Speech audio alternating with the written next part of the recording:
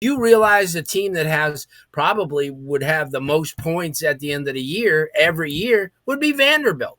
I mean, they play everybody. I mean, and they don't get any credit for it. But that's what I'm saying. Vanderbilt, if they finish 6-6 or 5-7, is a whole lot better than a team like Fresno State finishing 11-2, because look at the gauntlet every single Strength week of in schedule. their conference. And Absolutely. they're not getting rewarded, and that's what Pete said.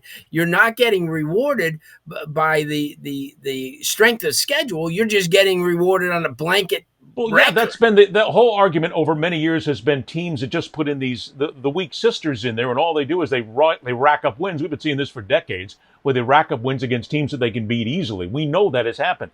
But then that comes to my question again, and we need to move on. But my main question is, if you take all this into account, and we have to get past those putting those weak sisters in there or those weak teams, and you've got to have the proper strength of schedule, and then you've got to be able to contend, and a playoff system that's moving in here. College football, as we know it, is gone forever. It is now moving more towards a pro NFL model than it ever has before. So on the essence, if we're going to go ahead and let's stop the bullshit.